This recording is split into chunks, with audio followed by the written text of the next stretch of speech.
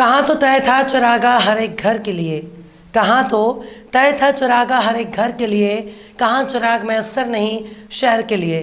सलाम, नमस्ते, सत श्री अकाल। मैं हूँ आपके साथ हर्षिता मिश्रा और आप देख रहे हैं टाइम्स मेल। इस वक्त पूरे देश में हमारे मोदी जी का डंका बज रहा है। अब इसे डंका कहें या लंका, लेकिन कुछ ना कुछ ज़रूर बज रहा है। लेकिन क्या बज रहा है और बजाने वाले कौन हैं, यह अभी भी कुछ साफ नहीं हो पाया है। क्योंकि मोदी जी का भले ही पूरी दुनिया में नाम हो रहा हो, भले ही पूरी दुनिया मोदी जी से थर थर थर थर काँप रही हो, लेकिन मोदी जी के अपने देश में, उनके अपने ही राज्य में लंका लगी हुई है। खासकर मणिपुर की घटना ने तमाम हदों को पार कर दिया। अब तक विपक्ष वाले मोदी जी को इस घटना के लिए जिम्मेदार ठहरा रहे थे। अब तक गैर भाजपाई मोदी सरकार पर निशाना साध रहे थे। अब तक मणिपुर के राज्यपाल सत्ता पर सवाल उठा रहे थे। मुख्यमंत्री एन वीरेंद्र सिंह पर सवाल खड़े कर रही थी। केंद्र की मोदी सरकार पर सवाल उठा रही थी। लेकिन अब तो मोदी जी के अपने लोग उनका साथ छोड़कर अपनी इज्जत बचा रहे हैं। अब भाजपा वालों ने अपना मुंह खोलना शुरू कर दिया है। अब भाजपा भी कह रहे हैं कि हमारा प्रधानमंत्री सिर्फ नाटक कर रहा है। अब भाजपा के लोग कह रहे हैं कि हमारा प्रधानमंत्री सिर्फ दिखावा कर रहा है। हमारा प्रधानमंत्री बड़ी बड़ी बातें करता है, ना तो उसके राज्य में बेटी सुरक्षित है, ना ही बेटियों के घर। ये बात हम नहीं कह रहे हैं, बल्कि ये बात बीजेपी के प्रवक्ता कह रहे हैं। ये बात भाजपा का नेता कह रहा है, जिसने बीजेपी के मुंह पर इस्तीफा मार दिया। वो मणिपुर की बर्बरता के लिए सीधे तौर पर पीएम मोदी और बीजेपी को जिम्मेदार ठहरा रहे हैं। बीजेपी के नेता ने इसका पूरा ठीकरा नरेंद्र मोदी के सिर पर छोड़ दिया और कह दिया कि भारत की बहन बेटियां करें चित्रकार, शर्म करो बेटी बचाओ का नारा देने वाली मोदी सरकार। लेकिन अगर हकीकत को छोड़ दिया जाए, अगर सिर्फ भाजपा के इस नेता का जिक्र छोड़ दिया जाए, तो मणिपुर की घटना कोई भूलने वाली घटना नहीं है। ना तो मणिपुर की हिंसा रुक रही है और ना ही मोदी जी का चुनावी प्रचार थमने का नाम ले रहा है।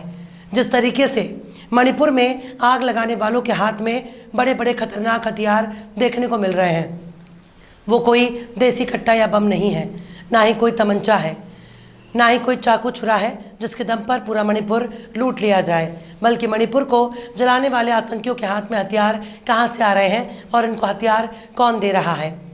इस सवाल का जवाब सत्ता और सिस्टम को देना चाहिए। मणिपुर में बड़ी आबादी को वोट बैंक में तब्दील करने के क्या अल्पसंख्यकों का सफाया किया जा रहा है?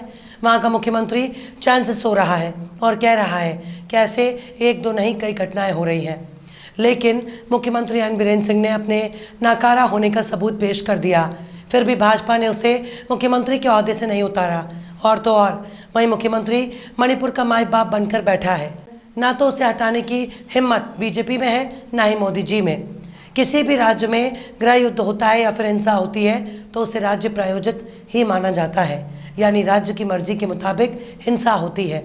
जहां सेना मौजूद हो, जहां पैरामिलिट्री मौजूद हो, राज्य के सुरक्षा बल मौजूद हो, पुलिस फोर्स मौजूद हो, इसके बावजूद भी अगर कोई हिंसा लगातार बढ़ती जा रही है तो उसके लिए किसी संगठन को नहीं, बल्कि उसके लिए उसे शख्स को जिम्मेदार माना जाएगा जो सूबे का मुखिया है, जो देश का मुखिया है।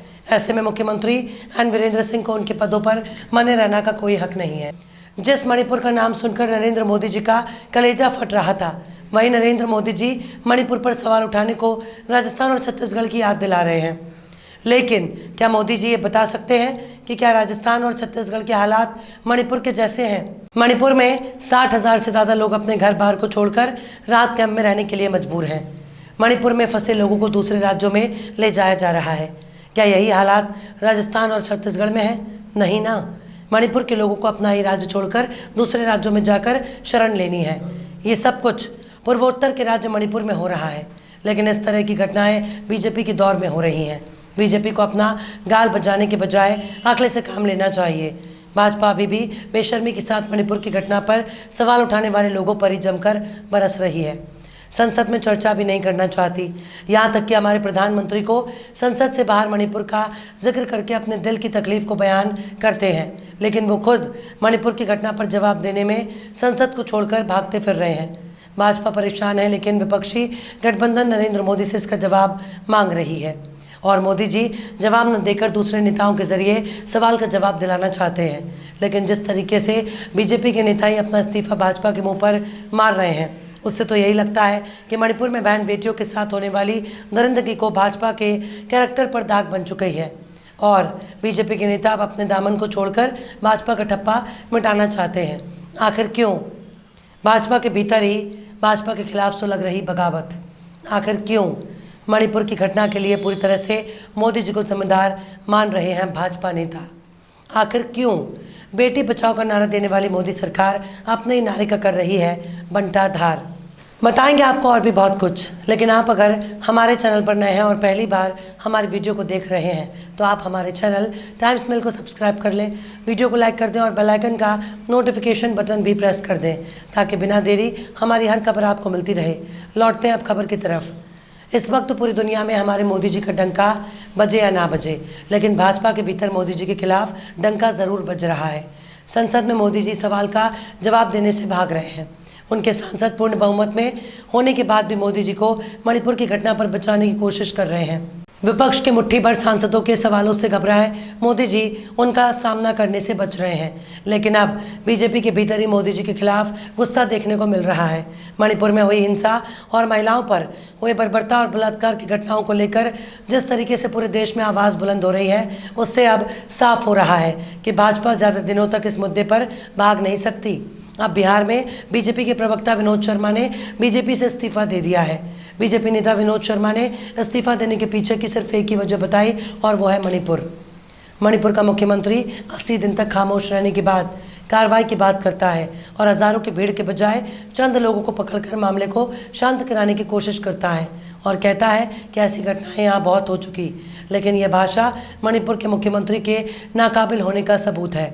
हमारे प्रधानमंत्री चाहे तो फौरन इस घटना को रोक सकते हैं, पर उनके पास मणिपुर जाने का वक्त नहीं। पूरे देश में घूम घूम कर वो चुनाव का प्रचार कर सकते हैं, पर मणिपुर नहीं आ जा सकते। बिहार बीजेपी के नेता विनोद शर्मा ने पार्टी के राष्ट्रीय अध्यक्ष जेपी नड्डा को बाकायदा पत्र भेजा और इस्तीफे के बाद जेडीयू ने चुटकी ली और कहा कि अब तो भाजपा के नेता भी सरकार से लज्जित महसूस कर रहे हैं। वहीं दूसरी तरफ इस इस्तीफे को लेकर भी पटना में बाकायदा पोस्टर लगाया गया। पोस्टर में लिखा गया कि मणिपुर में बेटियों को नग्न करके सड़कों पर घुमाया, जिससे पूरी दुनिया में भारत शर्मसार हुआ।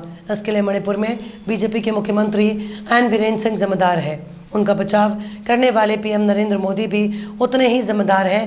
विनोद शर्मा का कहना है कि इस घटना पर उन्हें आत्मग्लानि हुई और खुद कलंकित महसूस कर रहे हैं, इसलिए वे बीजेपी और पार्टी की सभी पदों से इस्तीफा दे रहे हैं।